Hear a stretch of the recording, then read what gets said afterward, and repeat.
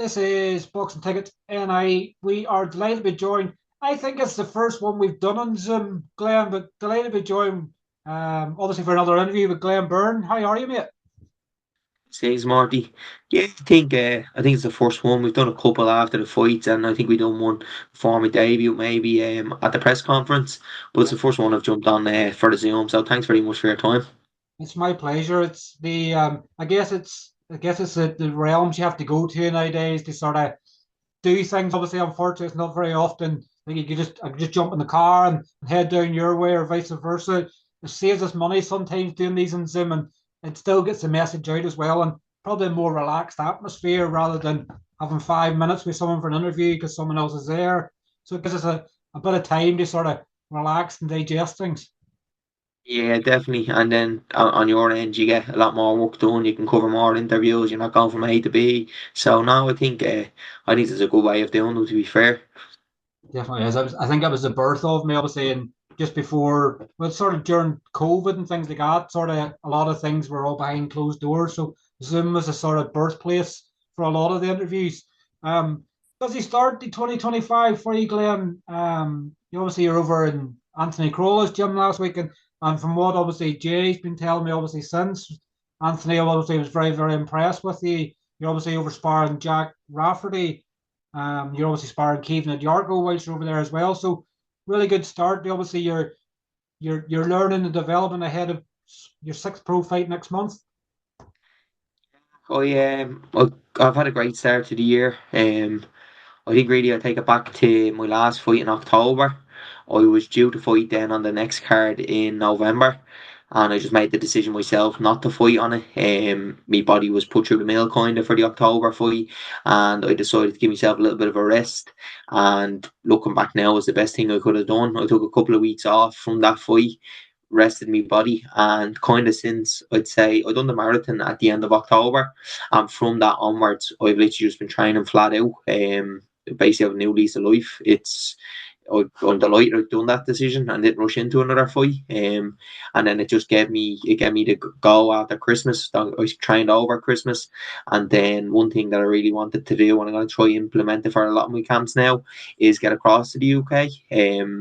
The week I had was unbelievable. It genuinely couldn't have gone any better for me from the minute I got there. A big thank you to Anthony Crowley, his gym, all the lads were very welcoming. He organised the sparring with Jack Rafferty for me. Um, we couldn't have went any better, being totally honest with you. I was down to sparring one day. I went in and we done 4 rounds, and I then was asked to come back. So I went back another day and done more rounds. And as far as I'm aware, I'm just waiting on word, but I think I'm gonna be flown over for the final week of his camp. To get more rounds in for a few days even anyways. I just have to sort out working that. So it couldn't have went any better. The same, I went up to Liverpool. Queven, I'd say big thank you to Queven. He was on a day off and he came into the gym and done 5 rounds with me, gave me a lot of advice, stopped me, helped me with things. And I also got a training session in with Buddy McGirt. So it was a really, really beneficial week for me. Tough week on the body, I'm feeling it now, but it was something that I love doing. Come here, I basically live the dream for the week. I work full time, so I don't get the opportunity to train as much as a lot of people who don't have a job. I still make sure I train enough and I'm fit, but I just took a week, no distractions, just to go over and train, and genuinely the best thing I could have done. It's like you probably, I guess, when you were getting to the stage where you're coming home, you're nearly sort of, it's like, it was like that excitement sometimes when you're going away on a holiday and then you're sort of in depressed mode coming home, like were you sort of sad coming home after having such an amazing week over there, sparring with Jack Rafferty and Keith Agyarko and things like that, guys that are a lot more experienced on, they're able to, as you say, with Keith and stuff, they're able to pass on advice and help. Like you don't really sometimes want to come away from that environment. Yeah, no, it was one thing that when I was leaving, it has never crossed my mind. Like, but when I was leaving, I was like, this is something like I would absolutely love to do. Yeah. The likes of getting away and going and just sticking the head down training. Unfortunately, I'm not in a position to do that yet. It is a goal for me that maybe I would hope maybe next year. I'm in a position that I just keep progressing and I do get the opportunity that I have the chance to train full time. Even down, obviously, I've done a lot of sparring and training, but it's more so like talking to people. in Crolla's gym. There's a lot of like top class people. Getting advice off them, learning different things that will help me outside of the training, and I just try to get advice and help off anybody who's there who's done it before. And yeah, it really opened my eyes up. I think it's given me more of a push. Like I was always dedicated and I always put my 100% into things, but from over there, it's completely different. Like the realization of what I have to do to reach to a level that I want to get to. I know now what's involved, and I genuinely have a new lease of life. Like I was flat out training, but now I'm like it's all I want to do. And I think it's only going to benefit me massively for this year. Is it fair to say, like, and I've said this to your brother, it's fair to say you got that sponge analogy, Glenn, that somebody obviously learns how to do things, you digest it, and obviously you go and implement it straight away. You're probably a dream to train with because you have that dedication, that desire, that want to keep learning, keep improving. And as you say, when you're over in the gym and you keep asking people questions, that shows exactly why you're in this game. You want they obviously make something out of it. Is that a good fair assessment to have of you? You are the sponge, you take everything in and you implement it straight away. Yeah, that's I kind of have to try that. Like obviously I had a lack of amateur experience, so anybody who can give me advice, I'll take it. Like over the last year and a bit since been training with Matthew Junior and Sean, like I stop them all the time and ask them things because they've obviously done a lot in the amateur game. Jay obviously helps me. I've come on leaps and bounds under him, but there's literally anybody I can ask for advice. If I go to a different club and I'm doing a bit of sparring and the coach might point something out to me, I'm taking it in. Nobody's telling me something for the wrong reasons. Now I could do it, and I may not agree with it, or I might find it uncomfortable, so I won't implement it then. But I'm trying to literally just take everything as I can. But I think it will kind of benefit me because there is obviously people who are far, far more talented than me, and they could maybe be a little egotistic and they don't want to learn. Whereas I'm just open to learning. Like anybody can tell me something that's going to help me, I'm going to do it. I'm genuinely open to anyone. So that's what I found really good about the week in England was I asked questions like Queven stopped me in one of the rounds of sparring and said, "Don't do this. You're like walking onto certain shots," and straight from that, then I learned and I stepped back and it made sense. And the same then when I was in college gym, I was asking, like, I had a couple of conversations with Owen Lavin. I was asking him a few different things.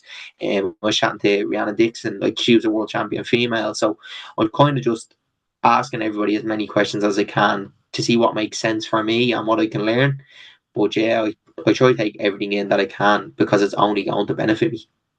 Do you find it weird, like when you're saying there, Keevan stopped and says, "Don't do that because you're making a mistake." Like, do you find it weird in the way when they do that? They're going, "Hold on, man, why are you doing this? Why are you helping me?" Like, but that's what's great about this sport is that Keevan wants good rounds, so he doesn't want you making mistakes and him deflating you, and obviously you might not want to spar him and stuff again like that as well. So he wants you to be better so that he can have a better spar. The more better you are, it works for you and vice versa. So are you still sort of having to scratch your head at points and go, why is people helping? It's I guess it's sometimes somebody won't help you for free, but in boxing, everybody wants to help everybody. Yeah, well, with Queven, he's an absolute gentleman. Like I've met him a lot of times. He's a really nice person.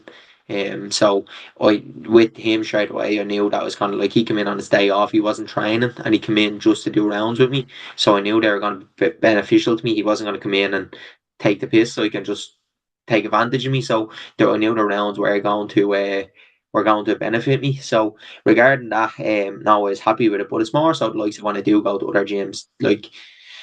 I I'm an open person. I chat to anyone. I don't go in like with an ego or that. I'm just there to learn. Obviously, you go into some gyms and the rounds are like a dogfight. Like you're going in and you're killing each other. Them rounds I don't find beneficial. I don't think. Don't get me wrong. You need them. They obviously benefit you in the fight, but when you're going through your training camp, I think it's more about learning at certain times. So I was happy that we even done that with me. And as I said, I knew he was coming in on his day off, so he was coming in to teach me things, give me a bit of advice. So yeah, it worked out well. It did. You're back in action, obviously, just under 4 weeks' time. Obviously, your sixth pro fight. Like, do you still sort of have to sort of scratch, sort of look at yourself and go, I'm about to have my sixth pro fight in less than 18 months. You probably, if you hadn't obviously decided not to fight, on November and things like that, you could have more fights. Like, happy with your development, you're obviously happy, with the activity you're getting, you're getting as much fight as quickly as you want. Like, you're happy with your progress so far. Yeah, 100%. As you said, I could have fought any of the shows that JB Promotions have done. I've made the decision myself on a couple of them. I didn't fight. There was an April card I think that I didn't fight on, and then there was obviously two in February I think so, or a February card as well that I didn't fight on, and then there was the November card that I didn't fight on, and they were just personal choices because I think you just have to listen to your body at times. Like at the end of the day, I said to you, I'm working full time. I'm doing a part time bachelor's degree as well. So a lot of my time I have to obviously put aside for stuff like that.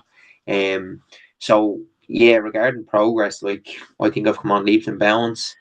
From the Alan White fight, like when I look back at it, it was a great fight. Like, but it was a fight. It wasn't really a boxing match. I just went in and I didn't stop throwing. Whereas I think I've made huge progress since that. Every fight I'm kind of getting better. I'm learning different things.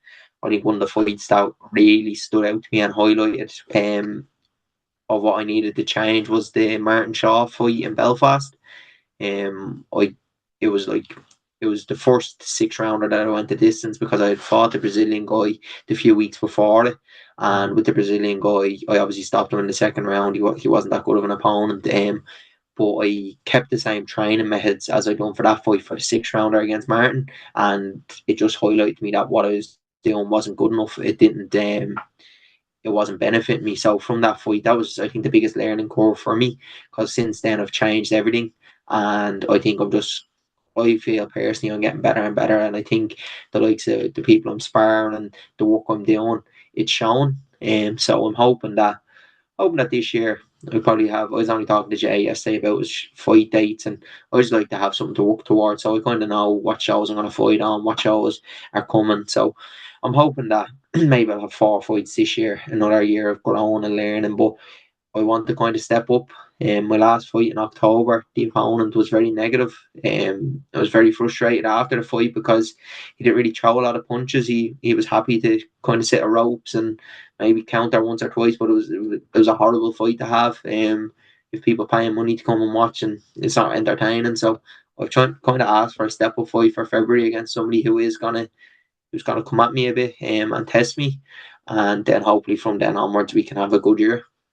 It's annoying, obviously, where you're saying there, obviously, where you have an opponent with their negative and they don't sort of come to fight in some degree. Like, you want to be tested. You're getting to test them in the sparring with Jack Rafferty and Kevin agyarko and things like that. You want fighters to come to test you in different ways. This is your development sort of stage as well. So this is pushing you towards titles. So you want like an orthodox fighter, you want a southpaw fighter, you want someone that's going to come forward, go backwards. You want to be able to try and tick every box as you're building that experience as well.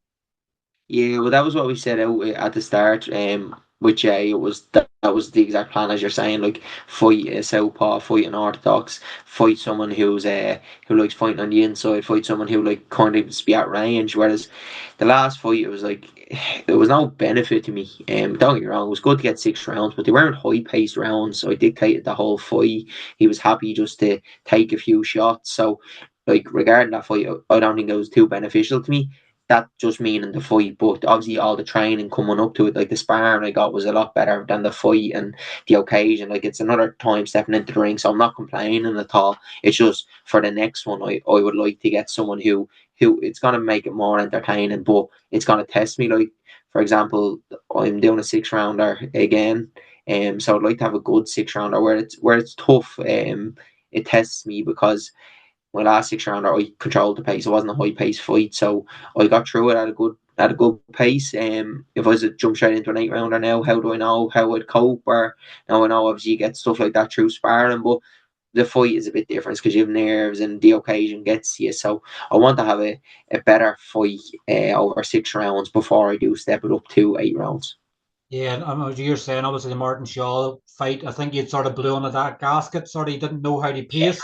sort of with that, and you want someone that's going to test you again to show, how that thing's going to go. As you say, if you step in the title fight, it's completely different again. You've that nerves just sort of, having the first sort of pro title and things and the occasion and stuff like that. So it's trying to build all the blocks in the place. So when it comes to title action, that you're more than ready, not only to compete, but also to win.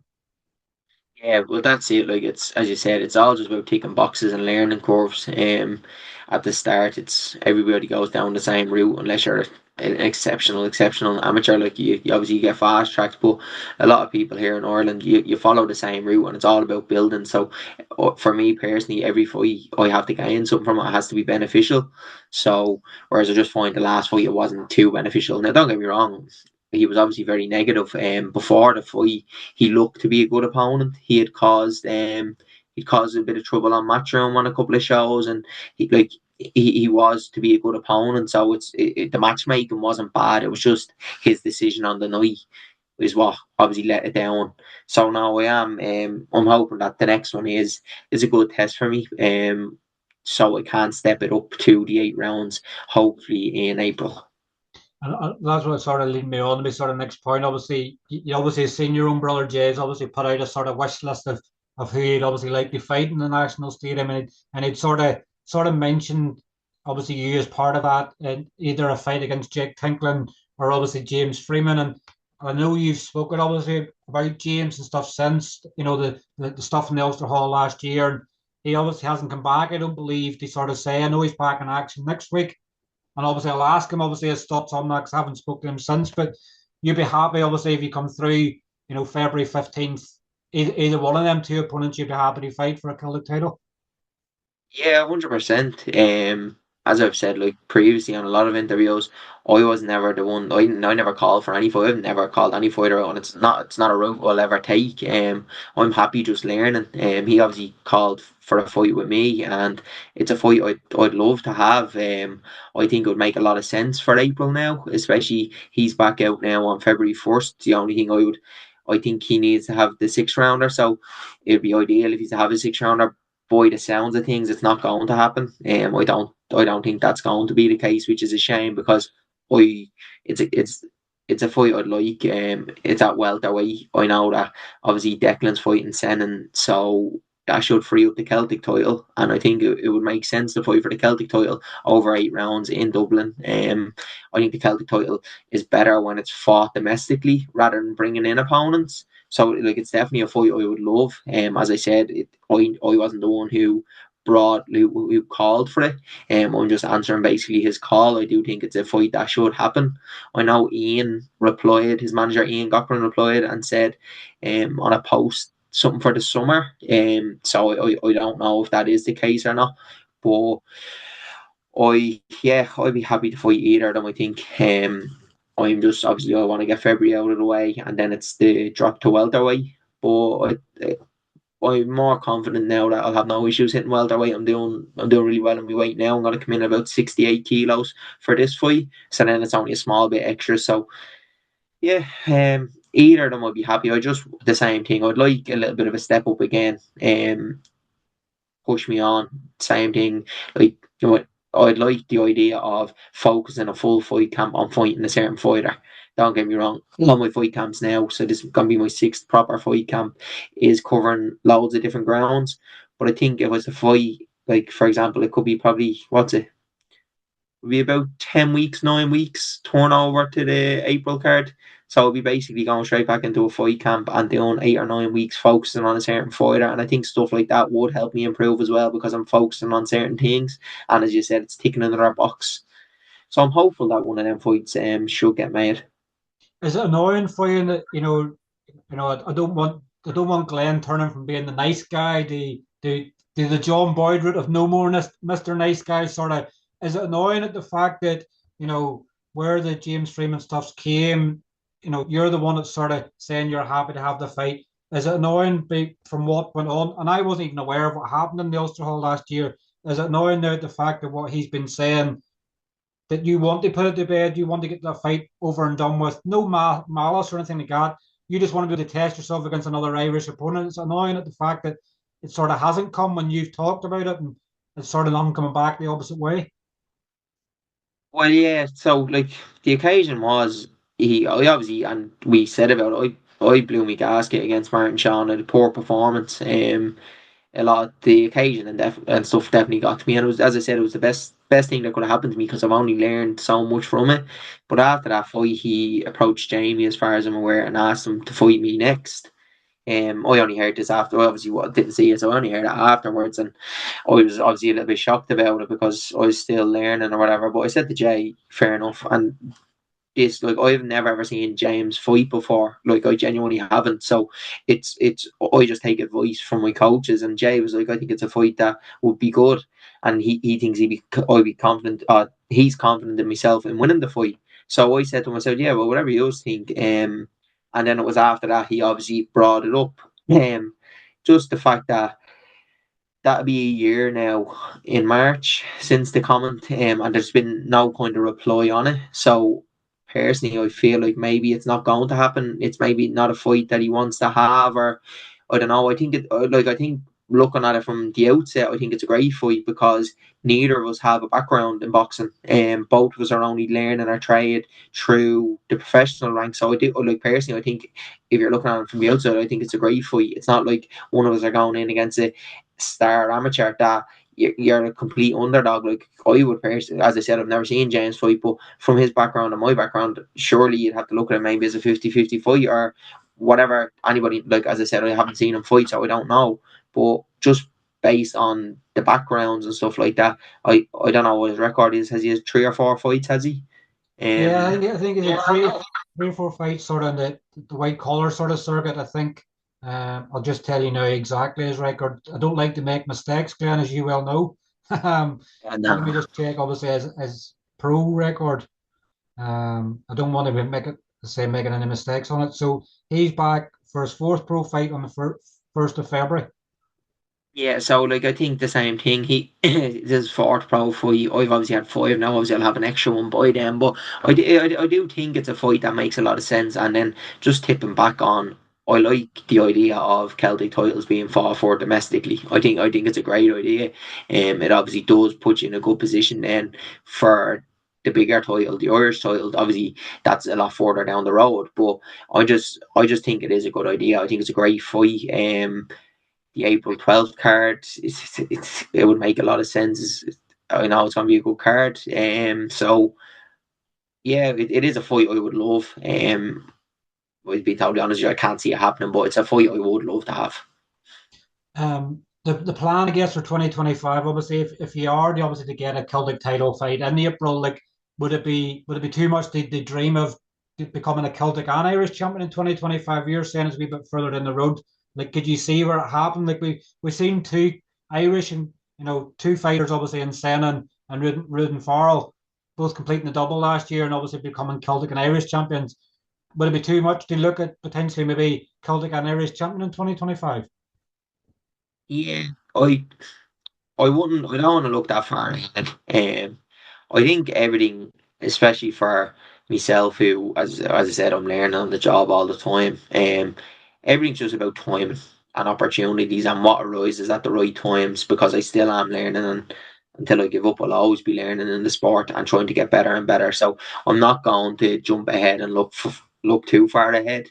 Um, as I said, I'll listen to Jay, I'll listen to Matthew, I'll listen to Butch, whatever the three of them think is the best for me. I'm happy with, but it's not something that I have in sight for the near future. Like one, obviously, I have to get through February, whatever happens with April. But it's just I just want to learn again this year. I think this year will be huge for me. I'm hoping to have 4 fights. I might have an extra one. It's all just down to what occurs and what opportunities arise.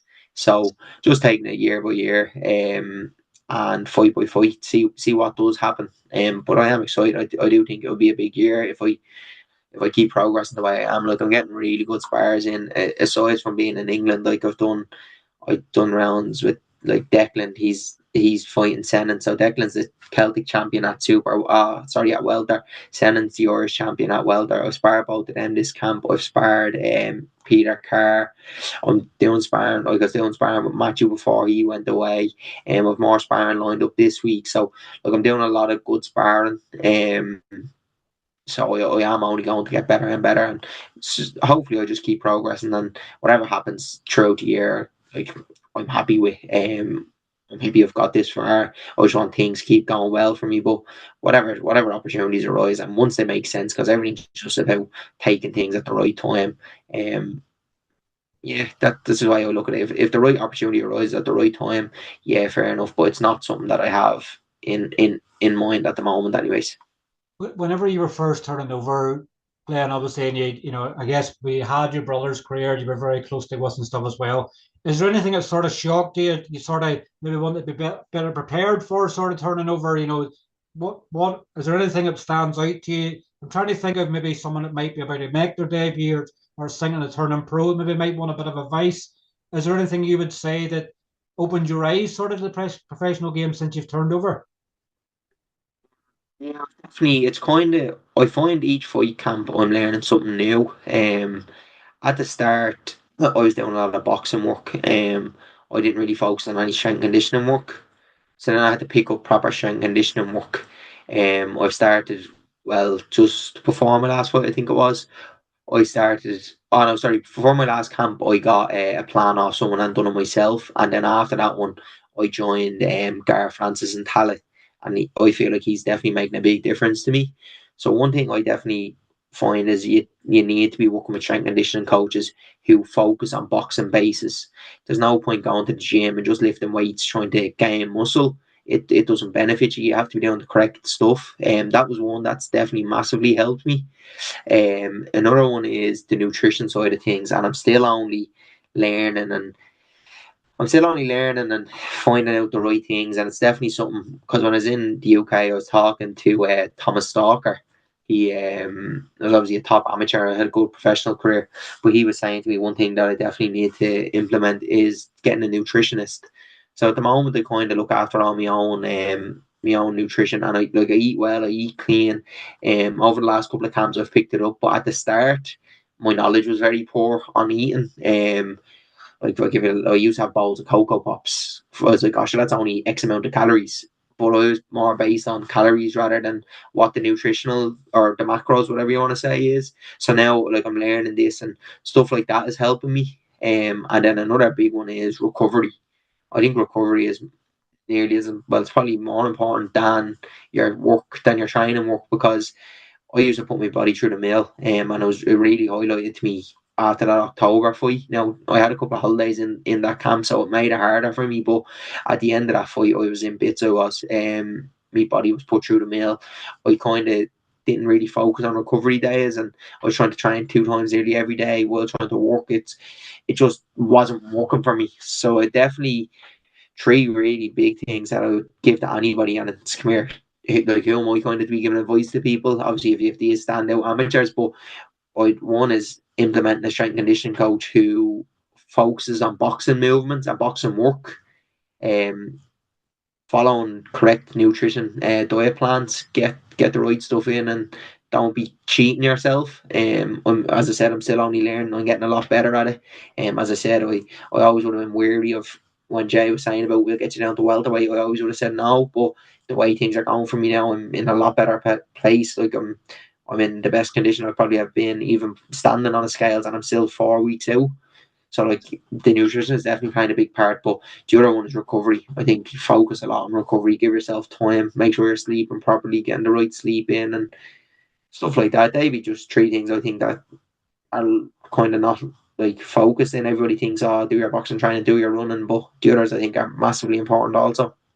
I guess it doesn't matter sometimes, what level you're at or, how many fights you sort of had. Sometimes people can forget these things. Like there's probably fighters out there, it's 20 odd fights and they sort of go, oh, so that's why I'm making and, I'm not recovering enough. Like you don't need to be a world champion to be able to give advice, and someone like you, Glenn, it's taking it all in like a sponge, as I said earlier in the interview. If you could, if there's somebody might watch the interview and they go, all right, get that, it can happen at any stage. What do you sort of, it when you're back in action now on the 15th of February, like with that extra training, obviously, been over sparring Jack Rafferty, sparring McKeevan agyarko. I'm guessing we're obviously going to see more improvements from what we have previously.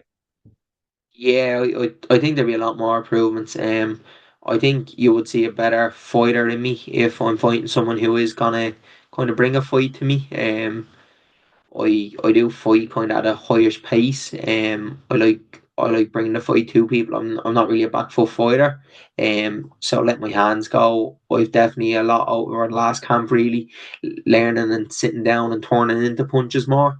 So I'm hoping to display more power because I feel like, well, people say to me that I am strong, I'm hitting hard, but I don't seem to show it. So now don't get me wrong, I've had durable opponents, so that could be the case. But I do think that if I'm fighting somebody who's gonna come to fight, I think I could probably show a bit more of my power. But it's the same thing. It's just all learning.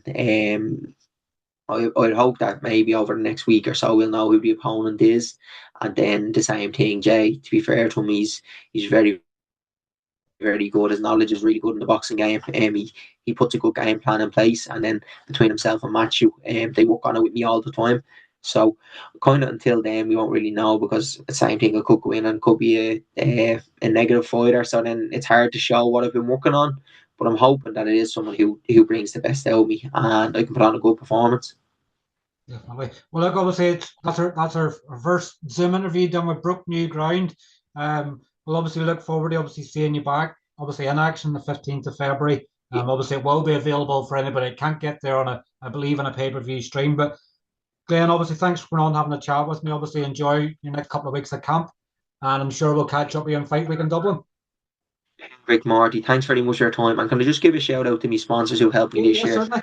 certainly. They just the likes of going over to England last week, medicals, fight gear, everything for fight camp. It's massive. The support I've got is like I can't appreciate anybody enough for it. So I'd just like to thank all the sponsors who've helped me.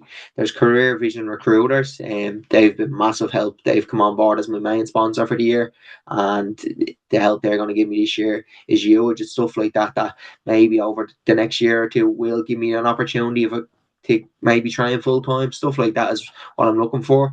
There's the lock in, and they sponsored me last year. Same with career. There's Wes Hammond's minibuses. They sponsored me last year. Ian Coyle, the same as renewed his sponsorship.